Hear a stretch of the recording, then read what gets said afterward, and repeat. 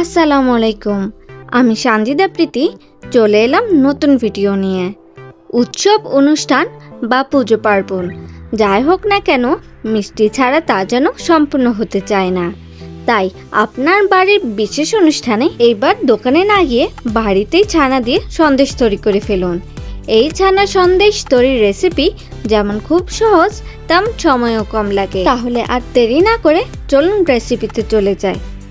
এখানে আমি 1 লিটার গরুর দুধ নিয়েছি। এটাকে জাল দিয়ে ঘন করে নেব। দুধ ঘন হয়ে এলে এর সাথে 1 চামচ চিনি অ্যাড করছি। ছানার সন্দেশ অল্প মিষ্টি হয়ে থাকে, আপনাদের স্বাদ মতো চিনি কম বা বেশি অ্যাড করে নিতে পারেন। এখন দিয়ে দিলাম 1 চামচ কনডেন্স মিল্ক। এটা পুরোপুরি অপশনাল। ভালোভাবে মিশ্রণটা নাড়তে হবে যেন নিচে না লেগে যায়। ফ্লেভারের জন্য দিয়ে দিলাম এলাচের গুঁড়া। 1 চিমটির মতো লবণ অ্যাড করছি, এতে মিষ্টির স্বাদ ঠিকঠাক থাকবে।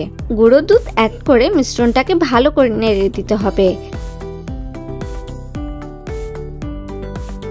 এখন আগে থেকে করে রাখা ছানা আমি অ্যাড করছি। এখানে 1 লিটার দুধের ছানা নিয়েছি। ছানার মিশ্রণটাকে একটু ঘন করার জন্য এখানে 2 টেবিল চামচ গুঁড়ো দুধ দিয়ে দিলাম।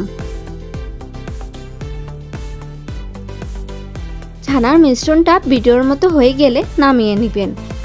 এখন মিশ্রণটা ঠান্ডা করে নেওয়ার পর আমি 3 ভাগ করে নিচ্ছি। ফুড কালার ছানার সাথে ভালো করে মিশিয়ে নিতে হবে।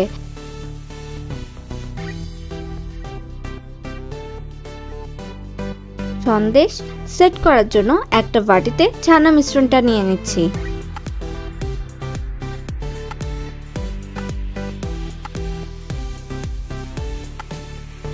এটি সেট হওয়ার জন্য ফ্রিজে রেখে দিলাম 1 ঘন্টা। ফিরে এলাম 1 ঘন্টা পর।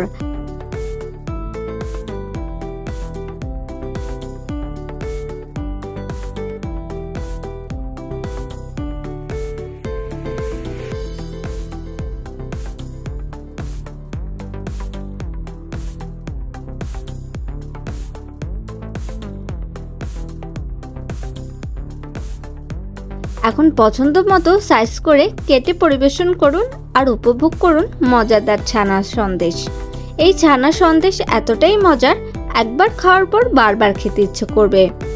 বাসায় সন্দেশটা তৈরি করার পর শেয়ার করতে পারেন আমার সাথে। আশা করছি আজকের রেসিপি আপনাদের ভালো লেগেছে। সবাই ভালো থাকবেন। আল্লাহ হাফেজ।